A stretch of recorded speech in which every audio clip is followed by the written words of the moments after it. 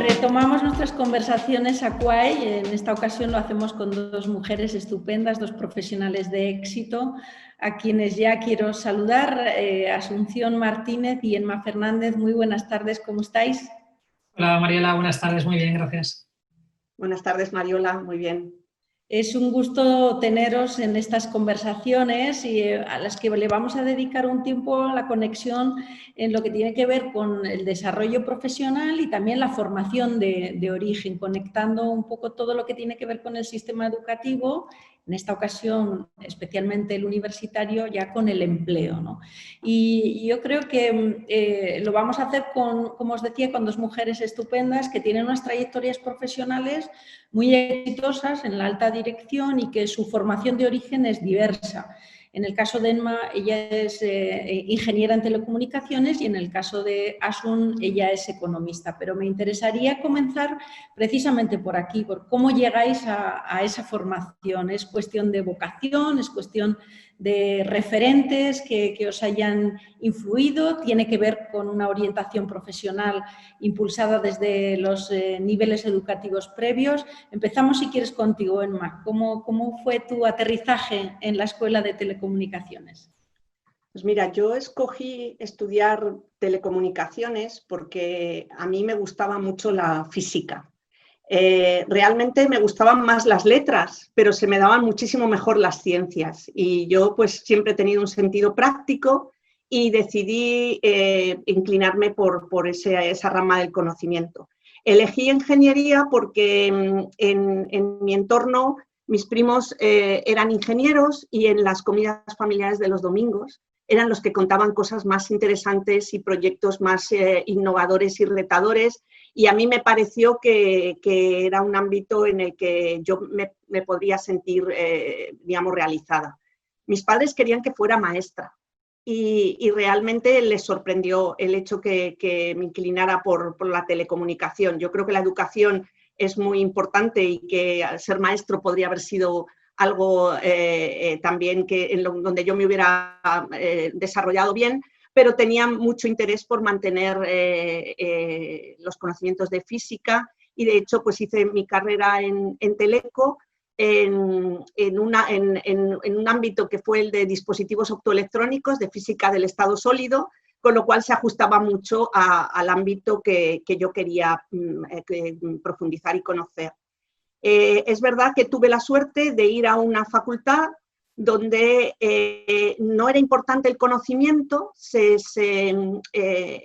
orientaba mucho más la educación a la resolución de problemas, al trabajo en laboratorio, al trabajo en equipo, y eso de alguna manera ha sentado las bases de lo que ha sido luego mi desarrollo profesional. Y es cierto bueno, pues que yo empecé esa carrera porque había unos referentes cercanos en mi familia que me animaron a hacerlo y que en aquel entonces pues la orientación profesional en el entorno escolar no estaba tan desarrollado como ahora, que yo creo que ahora eso no ha mejorado todavía suficiente, pero sí que es verdad que tanto en secundaria como en bachiller los jóvenes tienen hoy más acceso a orientación profesional y a conocer otras profesiones más allá de las que son cercanas a su entorno, ¿no? Qué importante esto que señalas, Emma, de los referentes, y qué importante también en fortalecer dentro de los distintos niveles del sistema educativo la orientación profesional. Citabas ahora los precedentes educativos previos al acceso a la universidad, pero qué importante también es que en el marco del sistema universitario exista esa orientación ya vinculada con el empleo, vinculada con la empleabilidad. Asun, y en tu caso, ¿cómo fue? ¿Cómo llegaste a económicas, que es desde donde es la formación desde la que te has impulsado en tu carrera profesional de alta dirección? Pues yo, al contrario de Emma, casi por casualidad, o sea, ni vocación, ni referentes, ni nada. Yo de hecho quería ser psicóloga, quería hacer psicología desde hacía tiempo. Mi madre quería que fuera maestra, como la familia de Emma, porque aquello de ser maestra una mujer en aquellos tiempos, pues parece que estaba bien, ¿no? Sin embargo, bueno, no había psicología, no estaba la oferta en la Universidad de Alicante, que es la que yo en teoría iba a acceder. Y bueno, casi fui con la papeleta de selectividad directa a la universidad, era que me matriculaba con dos opciones, que era lo que más sabía, ¿no? Porque estaba medicina, que no tenía ningún interés, ni me apetecía nada, y estaba Derecho y Económicas. A mí se me daban bien también las matemáticas, me gustaba mucho y dije, bueno, esto de Derecho de tanto hincar codos pues no va a ser lo mío, bueno, pues vamos a Económicas. No había en dos ramas, la de empresariales, que era un poco más práctica, etcétera, que fue la que hizo mi hermana, y yo por aquella rebeldía adolescente de no hacer lo mismo que mi hermana para que no vean que me copiaba, pues dije, pues Economía General, ¿no? Entonces, una carrera no tan práctica como dice Emma en la suya, todo lo contrario, fue una carrera que a qué grado que hice yo en su día de licenciatura entonces de Economía General, era muy macroeconomía, muy econometría, o sea, un tema como muy teórico, pero bueno, al final todo sienta las bases para lo que vas a hacer en el futuro y todo sirve de algo, ¿no? Y creo que también en tu caso había alguna experiencia también en el campo universitario que te resultó muy inspiradora, ¿no? Más allá de las propias clases de macroeconomía. Exacto, sí, yo creo que es dentro de lo que es las diferentes acciones que puedes hacer como universitario. En la Universidad de Alicante, bueno, en todas las universidades yo creo que entonces, supongo que seguir ahora porque era una opción fantástica, era una asociación de estudiantes económicas y empresariales que era a nivel mundial, en la cual básicamente se concretaba en machear prácticas para alumnos. Igual ahora con Erasmus no existe, no lo sé, no lo tengo claro. Pero entonces sí que buscamos empresas en las diferentes ciudades y casábamos con estudiantes extranjeros que aplicaban por una práctica en cualquier sitio, ¿no? Entonces, en aquellos entonces, pues yo me puse, llegué a ser presidente durante 2 años de esta asociación, lo cual me llevó a desarrollar una serie de habilidades, más que de capacidades, de habilidades en términos de organización de eventos, de hablar con otros países, de ir a oficinas centrales de esta organización, de ver qué alumnos podíamos casar con qué empresas, de ir a empresas, por ejemplo, imaginaros a cámaras de comercio, o confederaciones empresariales, una niña de 20 años, o 19 años entonces, o 21 años, diciendo, oye, pues queremos hacer jornadas con los empresarios, conseguir becas, conseguir prácticas de ellos, y eso la verdad que me sirvió muchísimo para mi, yo creo que para mi futuro profesional, esa forma de buscarte la vida, de no quedarte atrás porque te diera miedo a nada, o sea, yo creo que esa cierta osadía pues me vino bien. Pues retomo ahora tus palabras para volver con Emma y precisamente profundizar, si os parece, sobre aquellos aspectos, aquellos contenidos formativos que consideréis que han sido estratégicos para vuestro buen desempeño profesional, ¿no? Y que no tienen por qué haber sido adquiridos dentro de una formación reglada, quizá han sido el resultado de otras experiencias que podáis compartir con nosotros, ¿no? Pero me gustaría eso, detenerme en los contenidos. Vosotras, ¿a qué aspectos de vuestra formación le dais más importancia a la vista de esta experiencia profesional que acumuláis, ¿no?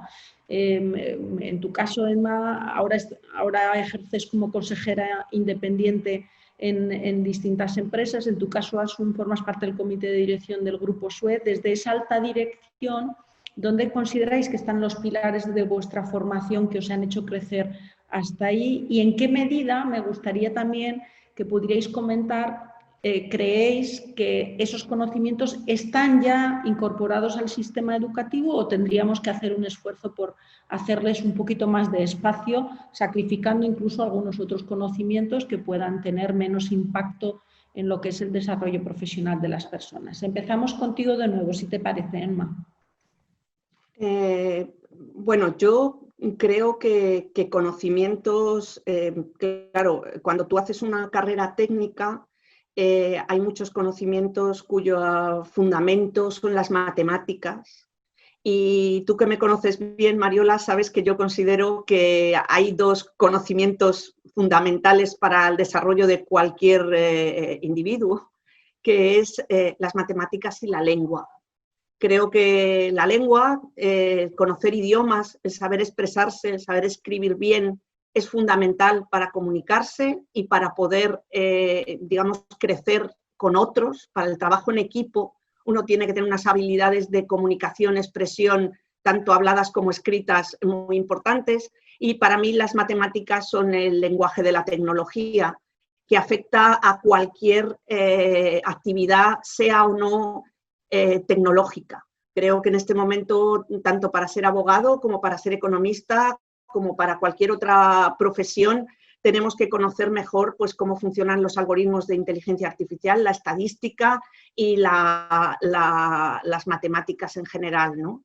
Entonces, para mí, todos los conocimientos que he ido adquiriendo durante la carrera han sido determinantes porque respondían a una rama de actividad en la cual yo quería desempeñar mi trabajo. Entré en Telefónica, luego estuve en Alcatel y digamos que trabajé siempre en el sector de la tecnología y las comunicaciones, y esos conocimientos específicos de mi sector, pues por supuesto han marcado mi carrera profesional. Pero quizá han sido más importantes las habilidades que adquirí también a la vez que adquiría esos conocimientos, que como decía al principio, estaban muy orientados a la resolución de problemas y a buscar la información allí donde esté. Es un poco de perogrullo lo que voy a decir ahora, pero sea cual sea el talento, el tamaño de una organización, siempre hay más talento fuera que dentro. Y siempre hay más conocimiento, digamos, fuera de lo que tú conoces que lo que eres capaz de absorber. Entonces, esa humildad de saber que hay más información y que puedes conocerla, que puedes acceder, que tienes la posibilidad de incorporar el conocimiento de otros a lo que estás haciendo, pues a mí fue algo que me proporcionó mi área de, digamos, mi carrera, puesto que había que trabajar mucho en equipo y había que estar siempre en el borde de la innovación. Y probablemente todo ese tipo de experiencias son las que más me han influido. El hecho de ponerse unos metas ambiciosas, buscar siempre un equipo que te apoye y con el que construir de manera conjunta un proyecto común, y siempre explorar los límites de lo posible como si quieres, un valor esencial, ¿no? Que al final te lleva a la excelencia y a la mejora continua. Yo también, a los pocos años de haberme incorporado al mundo empresarial, me di cuenta de que mi formación era excesivamente técnica y que no tenía una formación financiera suficiente, y que no entendía bien las dinámicas del marketing o de la contabilidad, que son muy importantes también cuando estás en el mundo empresarial, y decidí hacer un MBA precisamente para reforzar otro tipo de conocimientos que no eran los que había visto en mi carrera. Pero por completar también, digamos, el espectro de ámbitos que me han influido, yo creo que a medida que vas creciendo y asumiendo más responsabilidades en tu carrera profesional, siempre tienes un ámbito nuevo que no conoces, y en el propio trabajo estás obligado a aprender cosas nuevas. Y para mí esta es otra actitud que creo que es muy importante, y lo es más en el momento actual de transformación continua, que es estar dispuesto a aprender de manera continua y también a desaprender. A que hay cosas que hacías de una determinada manera que ya no puedes hacer así, y que tienes que aprender de nuevo una y otra vez para estar al día. Entonces, no sé si me he extendido mucho, pero quería un poco darte una visión global, ¿no? del aprendizaje y de los conocimientos.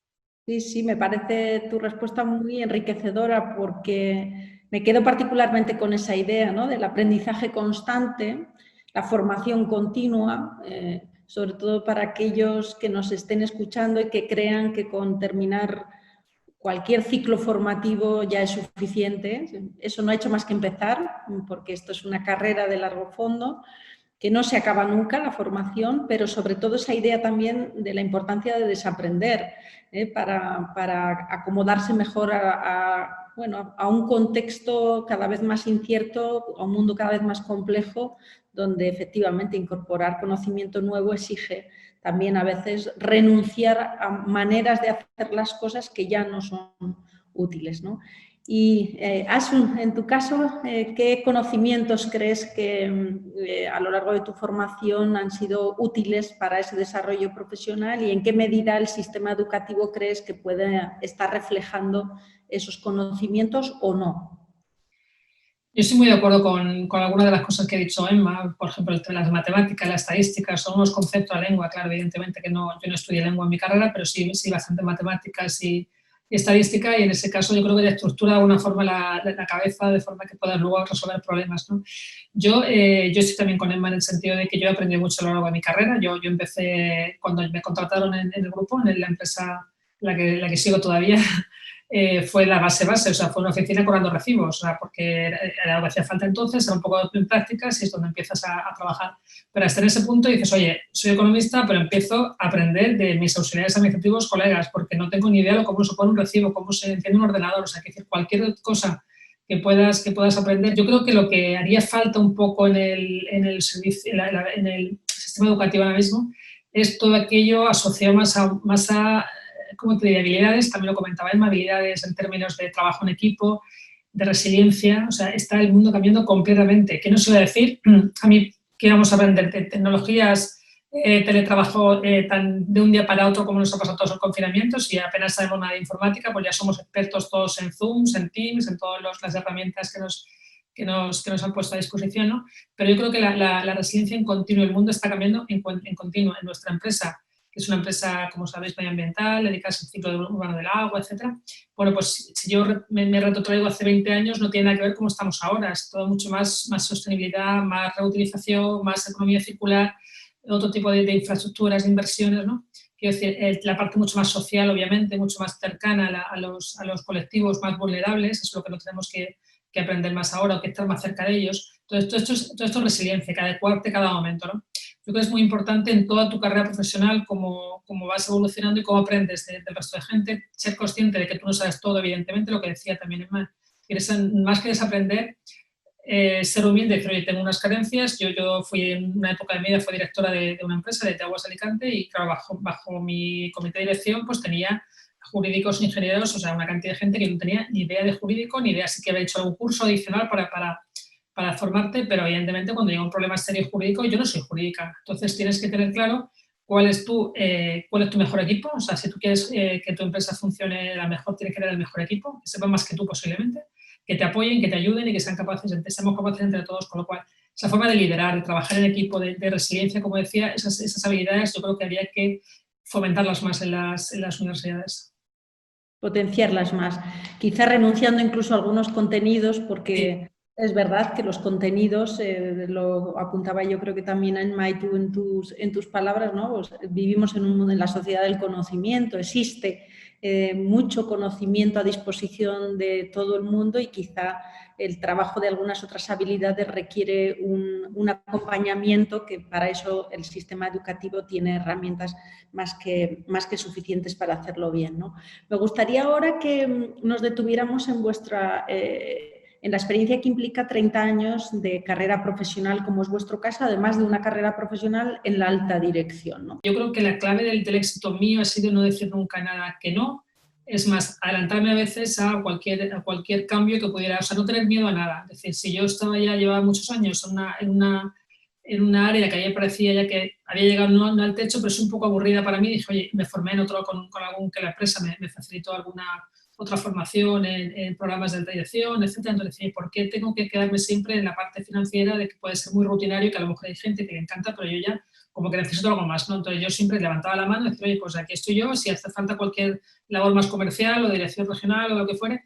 Y bueno, siempre está no miedo a nada, sino decir, oye, pues vamos a avanzar, vamos a hacer lo que podamos, vamos a trabajar con los mejores equipos y ¿por qué no yo? Entonces, a veces un poco de suerte, estar en el momento adecuado cuando se configura una vacante, pues estar ahí yo, pero siempre con la mano levantada, decir, oye, pues si pasa algo, aquí estoy yo, ¿no? Yo creo que eso ha sido un poco la clave del éxito. Luego supongo que, como te decía antes, tenemos equipos fantásticos, la gente siempre por donde he pasado y trabajar mucho, que no hay muchas más recetas. Ese otro secreto también es conocido, pero yo creo que no siempre es suficientemente recordado, ¿no? Trabajar mucho, ¿no? El sacrificio, el esfuerzo, yo creo que es algo que no debemos olvidar nunca y que es necesario recordar porque nada cae del cielo, ¿no? Emma, ¿y en tu caso? Pues mira, a mí me pasó un poco también como Asun. Yo entré en Indra de becaria, con lo cual no he estado 30 años en la alta dirección, sino solo los últimos 15. Y durante los 15 años, digamos, previos, cuando analizo mi trayectoria, creo que tuve la suerte de empezar en un trabajo donde mi jefe tenía una visión y un propósito de lo que quería hacer a cierto largo plazo, ¿no?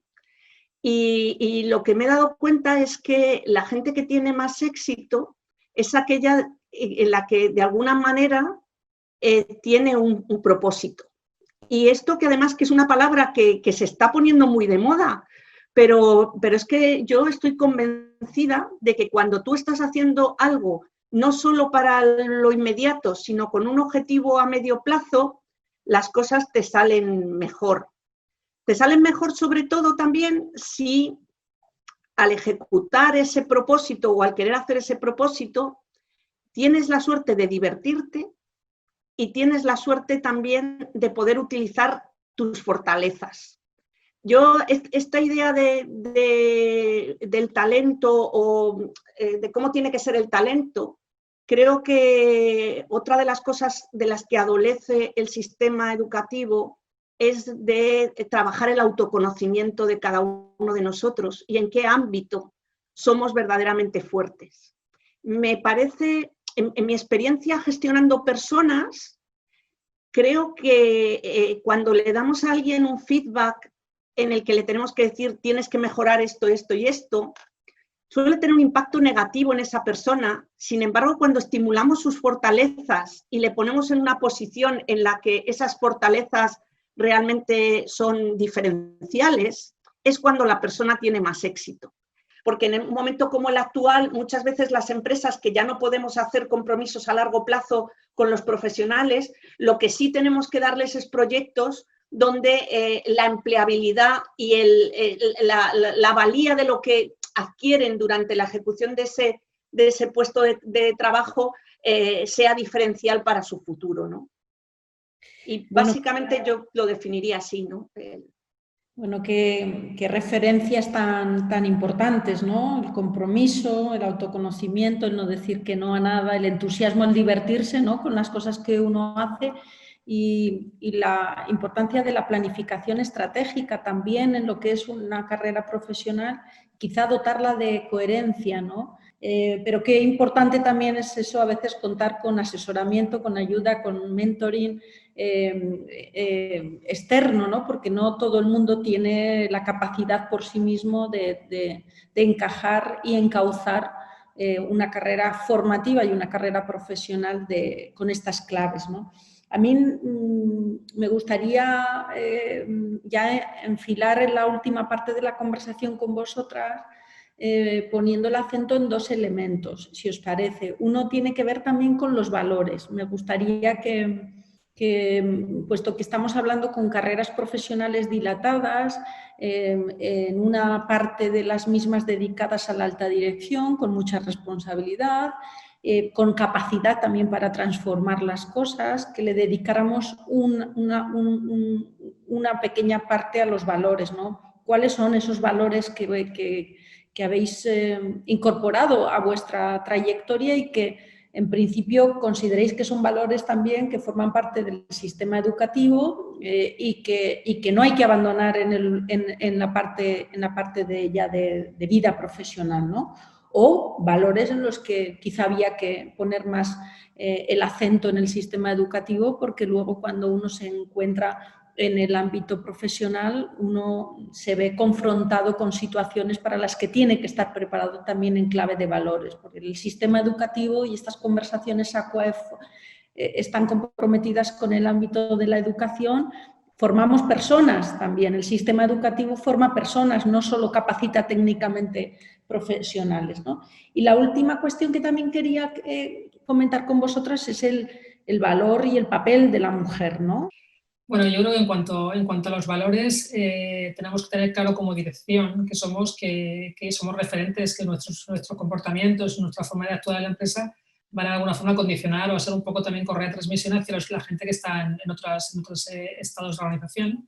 Por tanto, tenemos que tener muy claro que somos el espejo, el reflejo y lo que necesitamos, lo que queremos que refleje. Al final tú no eres Asunción Martínez, tú eres un directivo de SUEZ y cuando estás en tu vida profesional tienes que actuar como los objetivos o como los valores que tiene SUEZ, ¿no?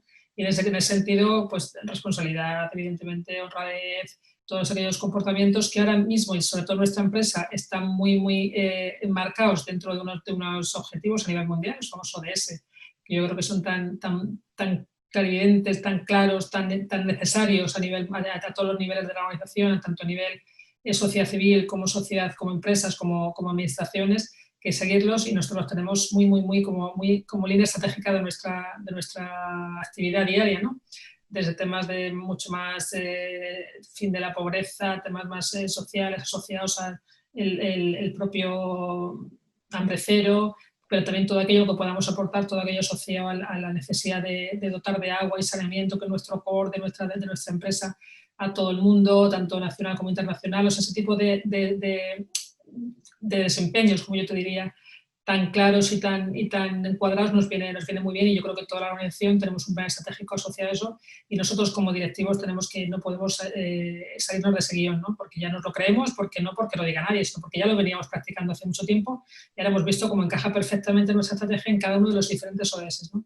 En ese sentido, yo creo que tenemos que tener claro que somos espejo, que somos reflejo, que tenemos que condicionar con nuestros comportamientos lo que haga la gente de otros partes de la organización, y que tenemos una responsabilidad asociada al cargo, ¿no? Con lo cual es importante eso. En cuanto a ser mujer, yo creo que tenemos que tener claro que somos distintos, o sea, es decir, no somos lo mismo en la forma de pensar, mentalmente cómo estamos estructurados los hombres y las mujeres. Ahora bien, que tengamos los mismos derechos, sin duda, y no vamos a entrar en este gran debate, pero yo sí creo que pensamos y actuamos de formas diferentes, pero en la vida normal como en la vida directiva, o sea, eso es innegable, ¿no? O sea, no podemos decirlo así, ¿no? Y yo creo que aporta, o sea, que lo bueno de tener otro de los objetivos, esta igualdad en las oportunidades para todos, para hombres y mujeres, y eso de hacer equipos mixtos de hombres y mujeres da muchísimo valor a la organización, en términos de que las bondades y que tienen los hombres o versus mujeres, que es decir, cada uno tiene sus habilidades diferentes, es decir, por tanto yo creo que la complementariedad de los dos capacidades de los dos sexos son muy buenos para la organización. Se dice ahora, por ejemplo, que en el caso de la gestión del COVID, donde ha habido presidentas mujeres, ha sido diferente la gestión clarísima a la de los hombres. Pues un poco en la empresa pasa eso, con lo cual yo creo que es importante tener las dos visiones, ser capaces de que cualquier organización, cualquier empresa, cualquier sociedad, pues seamos capaces de conjugar las dos miradas de alguna forma, porque la suma de los dos resultados es lo mejor, sin duda. Gracias. Y Emma, en tu caso, ¿cómo lo ves? Bueno, yo por supuesto, lo ha mencionado Asun, hay valores que son universales, como pues, la honradez o la generosidad, que tienen que formar parte de la conducta de cualquier directivo. Pero en este momento actual, como el que vivimos, creo que hay un elemento esencial, que es la flexibilidad. Creo que estamos ante unas situaciones de cambio donde nos obligan a ser cada vez más flexibles. Tenemos que ser también, se habla mucho de la resiliencia, ¿no? Me parece también muy importante como directivo, precisamente eso, valorar al equipo. Ser generoso con el equipo no significa ser paternalista, significa poner objetivos claros y recompensar esos objetivos y ese cumplimiento de objetivos, ¿no? Y otro elemento también que me parece muy importante es, como os decía también en la presentación, en la intervención anterior, es tener una estrategia que sea gestionable, no solo como estrategia de la compañía, sino como estrategia del grupo o de la función que diriges, e incluso como estrategia vital, ¿no? Y en ese sentido, a veces se nos olvida que no le dedicamos a las cosas o no le asignamos a las cosas recursos. Y yo diría que por ejemplo, para nuestra propia vida es muy, muy importante el tiempo que dedicamos o que tenemos que asignar a cosas que queremos hacer. Muchas veces decimos que, bueno, pues típico, quiero hacer más ejercicio. Todo aquello que no está en tu agenda con una hora revisada y fijada para hacer, quien dice ejercicio dice cualquier otra cosa que quieras hacer, eso nunca sucede. Entonces yo diría que para mí la gestión de mi tiempo y la gestión de mi agenda de una manera, digamos, ordenada y rigurosa, también ha sido un elemento muy importante, ¿no? Para tener tiempo para mí y para todas las cosas que tenía que hacer. Respecto al tema de la mujer, yo te diría que para mí lo más importante o el mensaje que me gustaría trasladar en esta ocasión, con la ocasión que nos brindas desde las conversaciones ACUAE, es lo importante que es tener la ambición de querer llegar a la alta dirección, ¿no? Había una campaña de Beyoncé, que no sé si os acordáis, esa de I am not bossy, I am the boss. Hay pues una cierta tendencia a pensar que las mujeres somos mandonas, que las mujeres queremos controlar. Yo creo que eso no es una realidad. Creo que a las mujeres nos falta ambición por estar en el poder. La ambición no es mala. Estar en el poder significa que puedes transformar, que puedes liderar esa transformación. Y además el modelo de liderazgo, que lo ha comentado Asun, más tradicionalmente femenino, integrador, flexible, con diálogo continuo y constante con el equipo, es un liderazgo que todo el mundo está ahora diciendo que es el modelo de liderazgo que se adapta mejor a esta situación de cambio e incertidumbre que estamos viviendo, ¿no? Con lo cual tenemos que pensar que nosotras con ambición y con este estilo de liderazgo que, pues bueno, pues por educación o por genética, yo no lo sé, pero es el que nos acompaña de alguna forma, puede ser algo diferencial para construir una sociedad más sostenible y con mayor futuro, más integradora y también más diversa, donde haya cabida para todos, para hombres, mujeres y para personas totalmente diferentes en un entorno de bienestar, que es lo que estamos persiguiendo, yo creo que todos, ¿no? El valor de la diversidad, ¿no? Que tan valioso es ahora y que hay que incorporarlo a todas las organizaciones, ¿no? Y que desde luego la diversidad es otro reto también para el sistema educativo. Yo me gustaría ya terminar con vosotras dándonos la oportunidad de que dejéis a todos los que nos siguen en las conversaciones ACUAE un pequeño mensaje, el que queráis compartirlo a partir de los elementos que han vertebrado esta conversación o aquellos otros que queráis traer a colación. Así que el tiempo final es vuestro y después os despido ya. Asun, si quieres empezar tú. Sí, bueno, yo creo que deberíamos de alguna forma resumir un poco la interesantísima conversación que la Fundación nos ha dado la oportunidad de compartir esta tarde con todos vosotros. Es un poco apelar a la responsabilidad tanto individual como colectiva de todo el mundo, de las universidades, por la parte formativa que tienen en términos de que puedan ser capaces de adaptar los contenidos, los currículums, aquellas habilidades que todos vemos desde la parte de fuera, una vez que los estudiantes salen de la universidad, que harían falta. Yo creo que es muy importante ese tipo de adaptaciones a los currículums. Por parte de las empresas también son generosos en el sentido de optar a todas aquellas personas que desde el minuto cero pues salen de las universidades con cero experiencia, pero con muchas ganas. Y sobre todo animar a todos los estudiantes que están estudiando ahora mismo, que están saliendo de las universidades, a que hagan aquello que vayan a disfrutar, que sientan que lo que hacen aporta a la sociedad, tanto personal como colectiva. Cualquier incentivo será bueno para luchar por esos objetivos, por esa ambición tan positiva que decíamos antes que hay que tener. Nunca, que no se aburra nunca a nadie. En un momento que te vas a aburrir al minuto cero ya cambias, intenta cambiar de empresa, de actividad, lo que consideres, pero estamos aquí para aportar, para ser parte de un colectivo, y la verdad que es mucho más gratificante si lo ves así tu trabajo que si no como vas cada día como otra vez a trabajar, qué aburrido es el tema, ¿no? Yo creo que hay que pasarlo bien, que hay que siempre levantar la mano cuando hay cosas que crees que puedes corregir, que puedes avisar a quien corresponde que hay que cambiarlo. Yo creo que hay que hablar, hay que decirlo, hay que, como digo, levantar la mano, pasarlo bien, disfrutarlo y aportar a la sociedad. Gracias, Emma. Yo voy a aprovechar este minuto de oro para recomendar 3 libros, porque creo que tienen 3 mensajes que me parece que son bastante oportunos para el tema que nos ocupa. El primero es el de Sheryl Sandberg, porque tiene que ver, el de Leaning, tiene que ver con mujer y liderazgo. Y hay una frase en el libro que dice que si quieres alcanzar un objetivo, tienes que perseguirlo y compartirlo. Y que para tener éxito en tu carrera profesional tienes que buscar el apoyo de tus iguales. y el networking es un ámbito en el que las mujeres todavía tenemos déficits y durante la carrera profesional y en la universidad es muy bueno construir el soporte de tus iguales y crecer con ellos a lo largo de toda tu vida. El segundo libro es un libro de Gordon Mackenzie que se llama Trabajando en la Gran Bola. Y es un libro en el que dice que sin conocer y aceptar las reglas del juego, tú no las puedes transformar.